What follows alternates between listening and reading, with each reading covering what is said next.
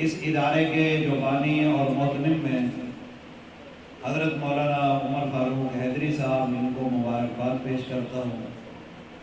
اس کے بعد اس ادارے میں قرآن سنانے والے جناب قاری محمد مزمل صاحب کو مبارکباد پیش کرتا ہوں، اور ہماری مائیں بہنیں جنہوں نے اپنا وقت نکالا اور یہاں آئی اور انہوں نے اللہ تبارک و تعالیٰ کا مقدس کلام سنا، ان کو بھی مبارکباد پیش کرتا ہوں۔ رمضان المبارک کا مقدس مہینہ چل رہا ہے اور آخری راتیں ہیں، اور آج کی رات شب قدر کی رات ہے، اللہ سے مانگنے کی رات ہے۔ ہم اللہ سے مانگیں تو کیسے مانگیں؟ ہمیں 20 سال ہو گئے، 30 سال ہو گئے اللہ سے مانگتے ہوئے، لیکن ہمیں پتہ ہی نہیں کہ اللہ سے مانگنا ہے تو اللہ سے کیسے مانگنا ہے، اللہ سے مانگنے کا طریقہ کیا ہے۔ پھر ہمیں شکوہ ہوتا ہے کہ ہماری دعائیں قبول نہیں ہوتی۔ اصل بات یہ ہے کہ ہمیں مانگنا نہیں آتا کہ ہم اللہ سے مانگیں تو ہم اللہ سے کیسے مانگیں، اور دعا کی اہمیت کیا ہے، دعا کی فضیلت کیا ہے، یہ ہمیں نہیں پتہ۔ نبی کریم صلی اللہ علیہ وسلم نے کیا ارشاد فرمایا؟ آپ علیہ السلام نے فرمایا الدعاء هو العبادہ، کہ دعا ہی عبادت ہے۔ یہ نہیں فرمایا کہ دعا بھی عبادت، فرمایا دعا ہی عبادت ہے۔ دوسری حدیث میں آقا علیہ السلام ارشاد فرماتے ہیں الدعاء مخ العبادہ، کہ دعا تمام عبادتوں کا مغز ہے۔ کیا مطلب؟ مطلب یہ ہے کہ جتنا بھی عبادتیں ہیں ان میں اصل دعا ہے۔ اگر آپ عبادت سے دعا کو نکال دیں تو پھر عبادت کی جو اصل روح ہے وہ ختم ہو جاتی ہے۔ آپ نماز کو دیکھ لیں، نماز میں اصل دعائیں ہیں، آپ نماز سے دعائیں کو نکال دیں تو پھر نماز کا اصل خاکہ، اصل روح باقی نہیں رہتی۔ آپ حج کو لے لیں، آپ حج کے افعال کو لے لیں، افعال میں کتنی دعائیں ہیں، آپ ان دعاؤں کو اگر نکال لیں تو پھر عبادت کا جو خاکہ ہے، جو اصلی روح ہے، وہ باقی نہیں رہتی۔ تو عبادت اصل کیا ہے؟ وہ اصل دعا ہے، اور آج ہم دعا مانگنے سے محروم ہیں، اور ہمیں پتہ ہی نہیں ہے کہ دعا مانگنی ہے تو کیسے مانگنی ہے۔ آقا علیہ السلام نے کیا ارشاد فرمایا؟ فرمایا کہ دعا کرنے کی کتنی بڑی فضیلت ہے کہ آپ دعا کرتے ہیں، اس دعا کی برکت سے آپ پر جو تکلیفیں آ چکی، جو مصیبتیں آ چکی، جو پریشانیاں، جو دکھ، جو بیماریاں آ چکی، اس دعا کی برکت کی وجہ سے اللہ سارے دکھ، ساری تکلیفیں، ساری پریشانیاں دور فرما دیتے ہیں۔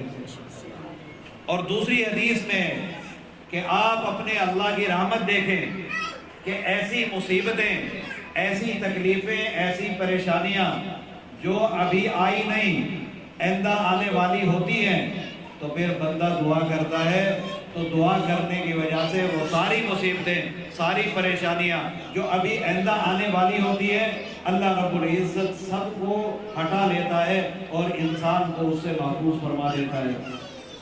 یہ اللہ کی رحمت ہے۔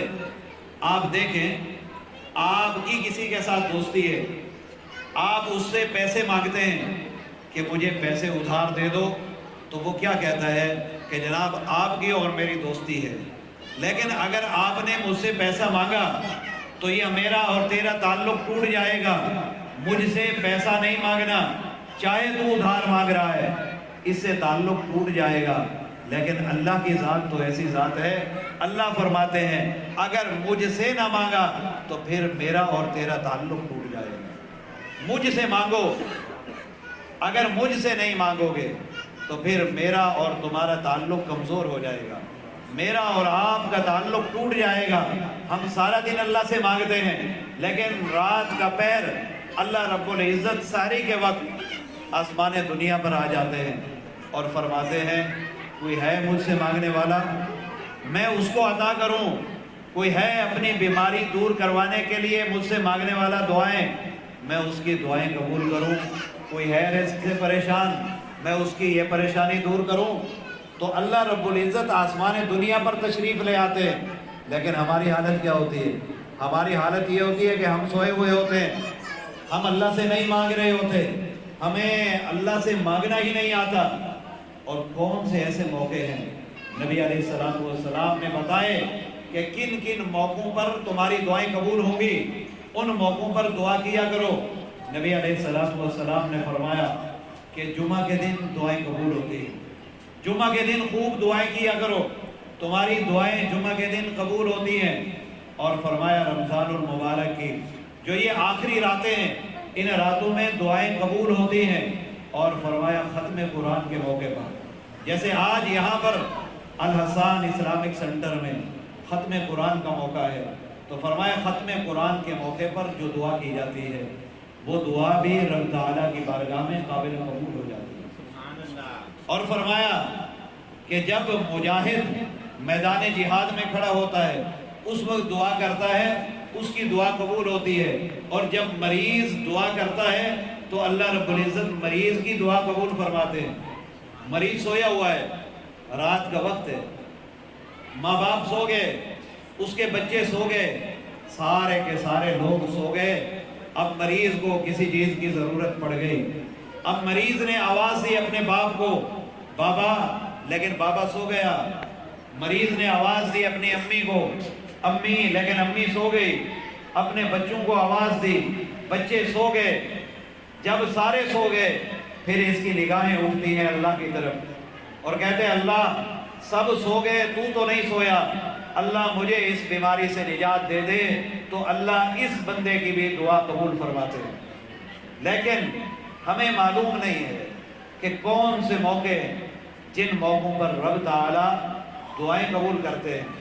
فرمایا فرض نماز کے بعد جب بندہ دعا کرتا ہے، ہمیں تو جلدی ہوتی ہے کہ ہم نے بس امام نے سلام پھیرا اور ہم نے بھاگنا ہے، تو فرمایا فرض نماز کے بعد اللہ رب العزت بندے کی دعا کو قبول فرماتے ہیں۔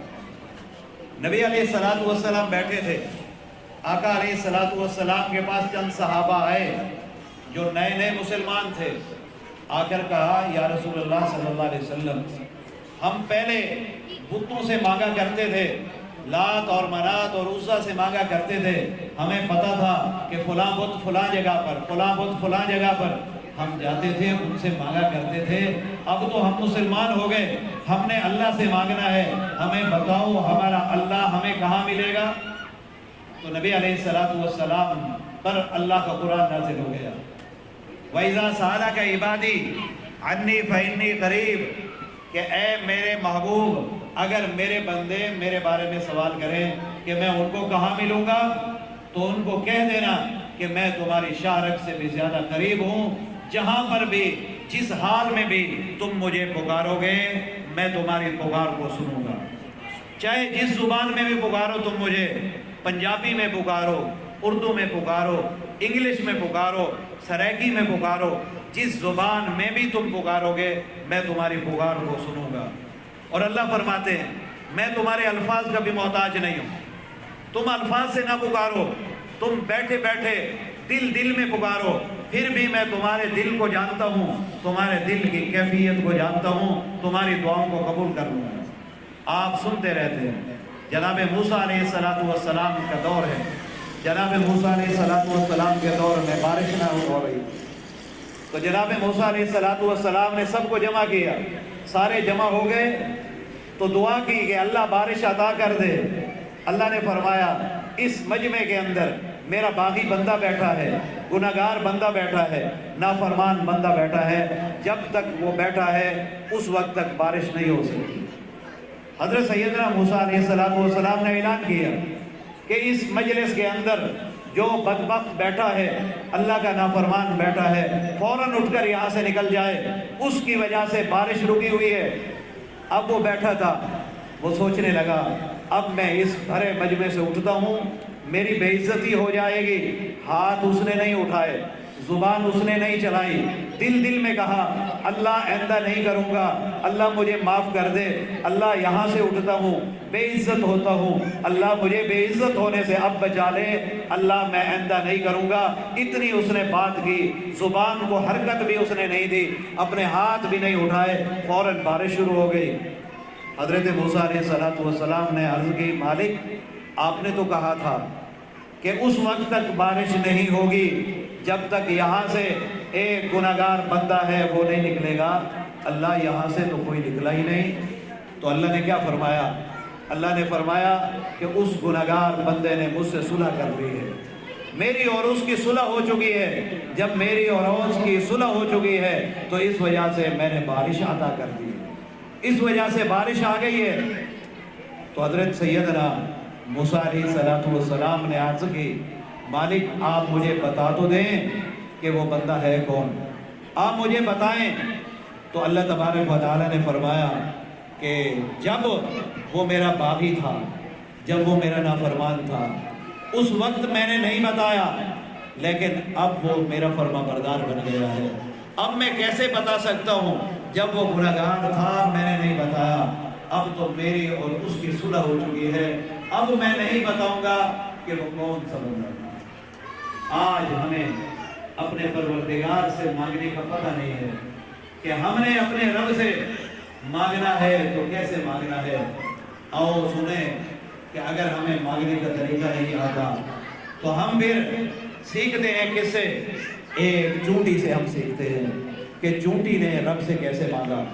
حضرت امام بخاری رحمۃ اللہ علیہ اپنی کتاب المفرد میں ایک واقعہ لائے ہیں، فرماتے ہیں کہ سیدنا سلیمان علیہ السلام کا دور تھا۔ سیدنا سلیمان علیہ السلام کے دور میں بارش نہیں ہو رہی تھی۔ سیدنا سلیمان علیہ السلام نے اپنے ساتھیوں کو جمع کیا، اپنے صحابہ کو جمع کیا، کہا کہ چلتے ہیں اور بارش کی دعا کرتے ہیں۔ راستے میں گئے، سارے ساتھی ساتھ تھے، سارے صحابہ ساتھ تھے، تو سیدنا سلیمان علیہ السلام نے کہا بس واپس چلتے ہیں۔ صحابہ نے کہا، آپ کے ساتھیوں نے کہا حضرت ہم تو دعا کے لیے نکلے تھے اور آپ کہہ رہے ہیں کہ واپس چلتے ہیں، دعا نہیں کرنی بارش کی، جانور مر رہے ہیں، انسان مر رہے ہیں۔ تو حضرت سلیمان علیہ السلام نے فرمایا کہ میں نے ایک چونٹی کو دیکھا ہے، چونٹی کو میں نے سن لیا ہے، وہ اپنے رب سے فریاد کر رہی تھی، وہ اپنے رب سے دعا کر رہی تھی، اور وہ کیسے دعا کر رہی تھی؟ ہمیں اگر دعا کا طریقہ نہیں آتا تو ہم اس چونٹی سے سیکھ لیں کہ وہ کیسے دعا کر رہی تھی۔ اس نے اپنی ٹانگیں اوپر اٹھائی ہوئی تھی جو ہاتھوں کے قائم مقام ہے، اور کہہ رہی تھی اللہ میں بھی تیری مخلوق میں سے ایک مخلوق، اللہ جس طرح تیری اور مخلوق کو بارش کی ضرورت ہے، اللہ مجھے بھی بارش کی ضرورت ہے، اللہ بارش برسا دے، اگر تو بارش نہیں برساتا تو پھر مجھے ہلاک کر دے، مجھے ہلاک کر دے، اللہ یا بارش دے یا اللہ مجھے ہلاک کر دے۔ سلیمان علیہ السلام نے فرمایا واپس چلو۔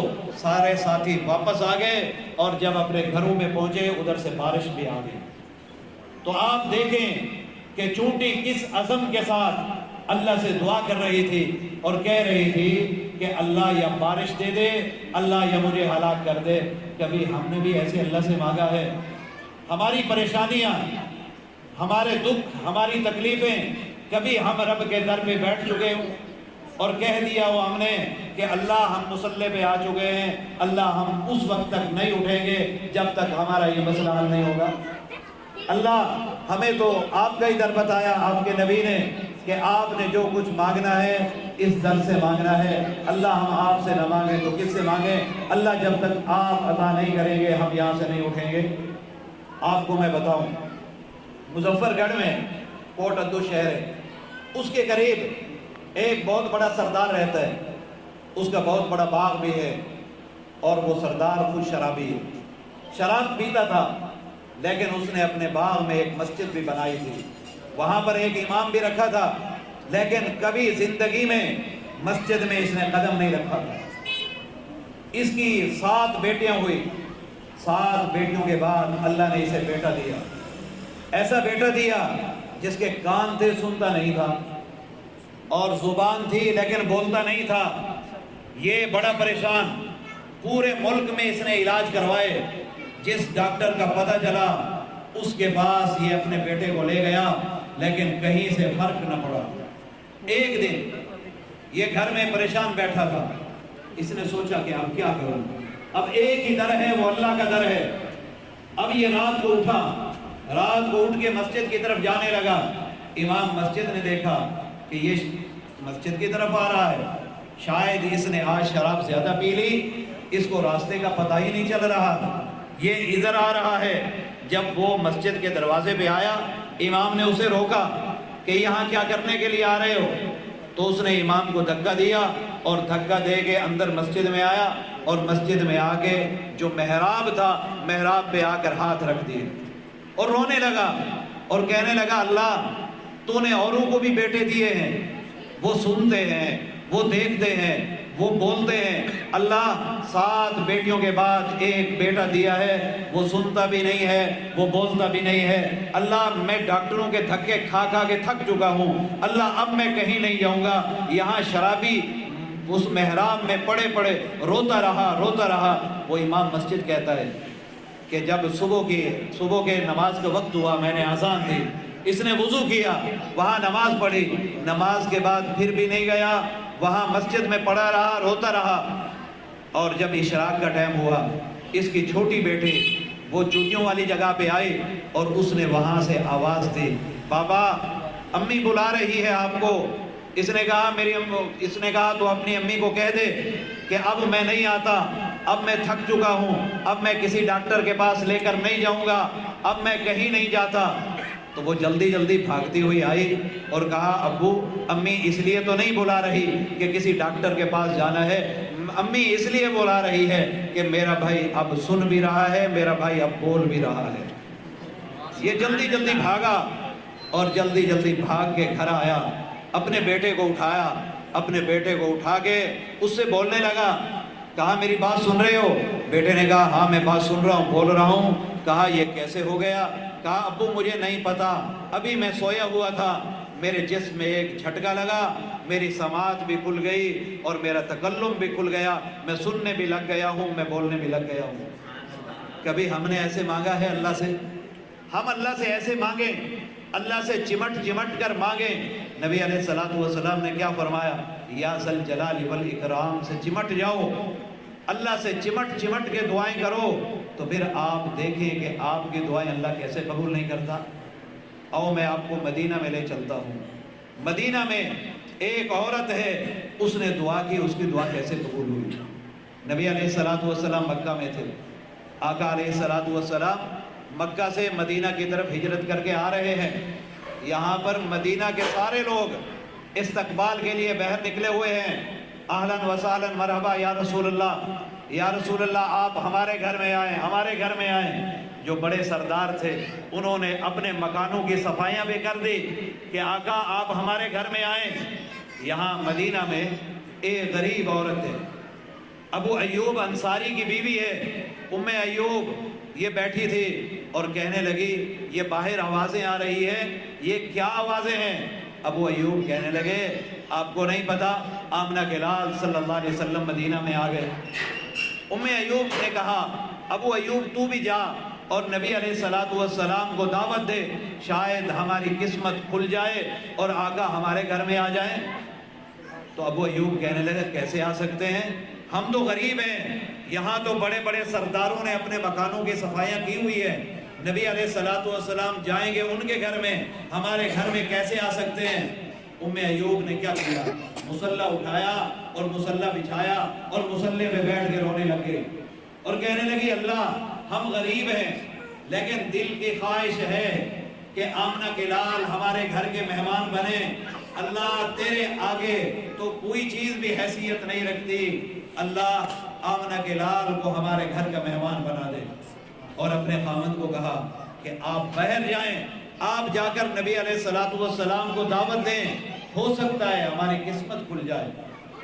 یہ ابو ایوب باہر گئے، دیکھا کہ نبی علیہ الصلوۃ والسلام نے اعلان کر دیا، آپ نے فرمایا میں کسی کے گھر میں نہیں جاؤں گا، یہ جو میری سواری ہے، یہ جو میری اونٹنی ہے، یہ اللہ کے حکم کی پابند ہے، میں نے اس کی مہار چھوڑ دی ہے، اللہ جس کے گھر میں لے جائے گا میں وہاں چلا جاؤں گا، میں نے اس اونٹنی کو چھوڑ دیا، یہ اونٹنی جس کے دروازے پر بیٹھ جائے گی میں محمد اس کے گھر کا مہمان بن جاؤں گا۔ ابو ایوب دوڑے دوڑے آئے اور کہا ام ایوب تو مصلی پہ بیٹھی رہے، لگتا ہے کہ کام بن رہا ہے۔ نبی علیہ السلام نے انداز بدل دیا ہے، نبی علیہ السلام نے کہہ دیا ہے کہ میں کسی کے گھر میں نہیں جاؤں گا، اللہ جس کے گھر میں لے جائے گا اس کے گھر میں جاؤں گا۔ ام ایوب پھر مصلی پہ بیٹھی ہے اور دعائیں کر رہی ہے کہ اللہ آمنہ کے لال کو ہمارے گھر کا مہمان بنا دے، آمنہ کے لال کو ہمارے گھر کا مہمان بنا دے۔ ابو ایوب پھر باہر نکلے، پھر دیکھا کہ حضور صلی اللہ علیہ وسلم امیروں کے محلے سے نکل کے آپ کی سواری غریبوں کی گلی میں غریبوں کے محلے میں داخل ہو گئی۔ ابو ایوب پھر دوڑے دوڑے آئے اور کہا ام ایوب لگتا ہے کام بن رہا ہے، نبی علیہ السلام امیروں کے محلوں سے نکل گئے، ہم غریب لوگوں کے محلے میں داخل ہو چکے ہیں۔ ام ایوب پھر بھی مصلی پہ بیٹھی رہی، دعائیں کرتی رہی۔ ابو ایوب یہاں دعائیں کرتا رہا کہ اللہ آمنہ کے لال کو ہمارے گھر کا مہمان بنا دے۔ تو حضور صلی اللہ علیہ وسلم کی سواری آئی اور چلتی چلتی ام ایوب کے دروازے پہ آ کر بیٹھ گئی۔ دروازہ بند تھا، لوگوں نے کھٹکایا دروازہ اور کہا ام ایوب، ابو ایوب باہر نکلو، تمہیں مبارک ہو، آمنہ کے لال تمہارے گھر کے مہمان بن چکے ہیں۔ تو کبھی ہم نے ایسے مانگا ہے اللہ سے؟ ہمیں چونٹی سے سیکھنا چاہیے، ہمیں ام ایوب سے سیکھنا چاہیے کہ اللہ سے مانگنا ہے تو اللہ سے کیسے مانگنا ہے۔ نبی علیہ السلام کے ایک صحابی ہیں، رزق کی وجہ سے پریشان تھے، گھر میں کچھ بھی نہیں تھا، گھر میں آئے اپنی بیوی کو کہا گھر میں کھانے کو کچھ ہے؟ تو بیوی نے کہا کھانے کو تو کچھ نہیں۔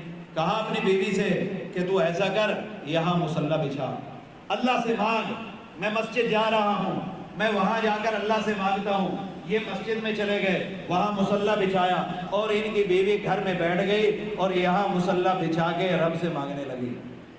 اور تھوڑی دیر کے بعد واپس آئے تو کیا منظر دیکھا کہ گھر میں جو چکی ہے وہ چکی چل رہی ہے، اس سے آٹا نکل رہا ہے، سارے برتن انہوں نے بھر لیے لیکن چکی چل رہی ہے، اس سے آٹا نکل رہا ہے۔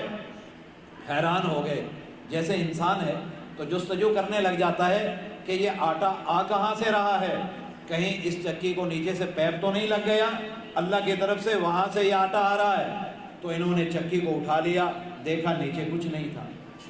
صبح کو گئے آقا علیہ السلام کے پاس، کہا آقا بات یہ تھی کہ گھر میں کھانے کو کچھ نہیں تھا، میری بیوی نے گھر میں مصلی بچھایا، اللہ سے مانگنے لگ گئی، اور میں نے مسجد میں مصلی بچھایا، میں بھی اللہ سے مانگنے لگ گیا، چکی چل پڑی، ہم گھر میں آئے، سارے برتن ہم نے بھر لیے، لیکن انسان ہے، دل میں خیال آیا کہ کہیں نیچے سے پیپ لگا ہے، اس کو چیک تو کریں۔ ہم نے اٹھایا تو وہ چکی رک گئی۔ نبی علیہ السلام نے فرمایا مجھے اللہ رب العزت کی قسم، اگر تم اس چکی کو نہ اٹھاتے یہ چکی قیامت تک چلتی رہتی اور پورے مدینہ والوں کو آٹا مفت میں سپلائی کرتی رہتی۔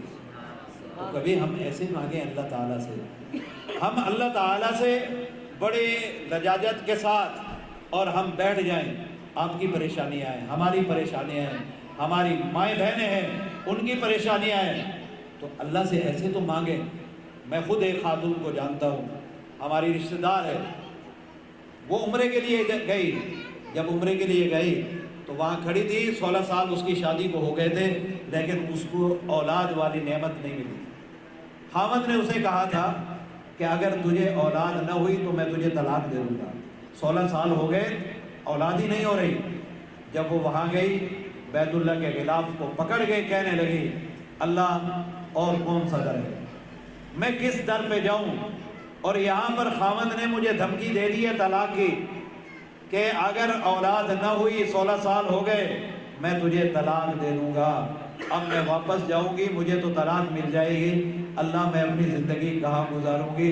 یوں چمٹ گئے، وہاں اس نے دعا کی، واپس آئی اور آج اس کے 5 بیٹے ہیں، اللہ تعالیٰ نے اسے اولاد کی نعمت سے مالا مال کر دیا۔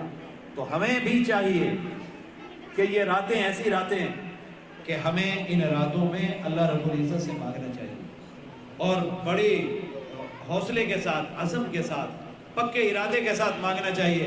آپ بیٹھ جائیں مصلی بچھا کے اور کہہ دیں کہ اللہ یہ میرا مسئلہ ہے، جب تک میرا مسئلہ حل نہیں ہوگا اللہ میں یہاں سے نہیں اٹھوں، اللہ میں اٹھتا ہی نہیں ہوں۔ اللہ اس در کے علاوہ اور کون سا در ہے جس در پر میں جاؤں اور اللہ میں وہاں سے مانگوں، اللہ مجھے عطا کر۔ پھر آپ دیکھیں کہ ہماری پریشانیاں کیسے ختم نہیں ہوتی، ہماری مائیں بہنیں ان کی پریشانیاں کیسے ختم نہیں ہوتی۔ ہمیں اللہ سے مانگنا چاہیے، ایسے طریقے پر مانگنا چاہیے۔ اللہ تعالیٰ سے دعا ہے جو کچھ کہا ہے سنا ہے، اللہ ہم سب کو